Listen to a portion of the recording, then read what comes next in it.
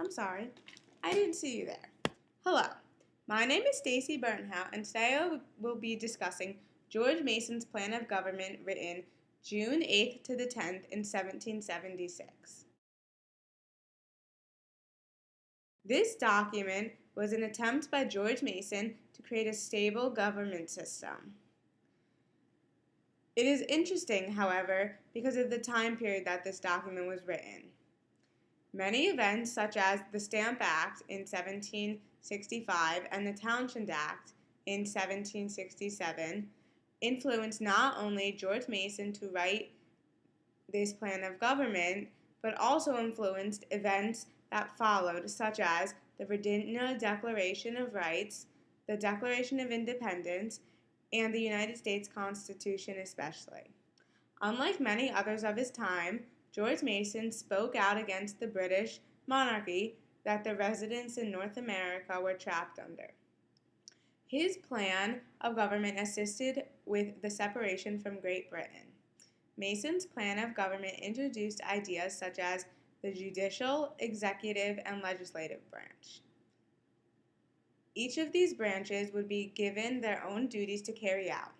Straight from the document, Mason states, "Let the legislative, executive, and judicative departments be separate and distinct, so that neither exercise the powers properly belonging to the other." A lot of the ideas presented in Mason's document were original to the people, however, they were not originally Mason's ideas. Many of the things that he advocated for in his writing had come from the beliefs of the enlightened thinkers. The idea about the three branches of government, the judicial, executive, and legislative branch, came from Baron de Montesquieu, one of the thinkers of the Enlightenment. Mason's work contained ideas of other Enlightenment thinkers, such as John Locke and Jean-Jacques Rousseau. These men, including Montesquieu, supported natural rights and believed that they could never be taken away from the people in any circumstance. They also believed that it was the government's duty to protect its people and their rights. Other topics discussed in this plan of government ranged from the situation of the duties of the upper and lower houses of assembly to appointing the governor as president of the Privy Council.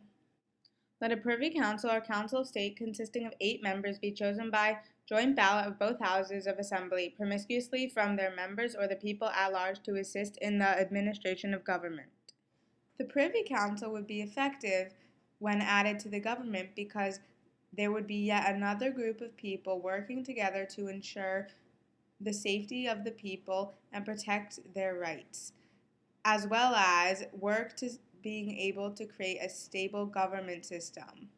Following this, the document talks about how different members of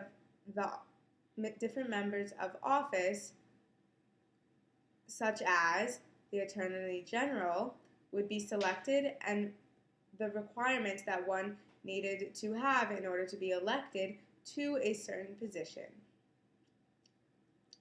Also made clear in Mason's writings was how one could be elected as a judge for a court, whether it be a local court or the Supreme Court. George Mason wrote his plan of government as well as the Virginia Declaration of Rights without much concern for the whole nation. However, the Constitution is relatively similar to the Virginia Declaration of Rights. In 1787, the Constitutional Convention took place, and George Mason was among the brilliant men experimenting in order to form a stable government system for this new country. The final product was the Constitution of the United States of America. Although George Mason did not sign the Constitution, one reason being that it lacked a Bill of Rights, which he, as well as many enlightened thinkers, so strongly supported, many of the ideas written in his plan of government in 1776 were contributed to writing the Constitution. Being that Mason's plan of government was written solely for Virginia and not for a whole country, it was very impressive how his ideas were able to be transferred and used to govern a whole nation. Well, thank you for listening to me, and now, if you don't mind, I would like to get back to reading my book.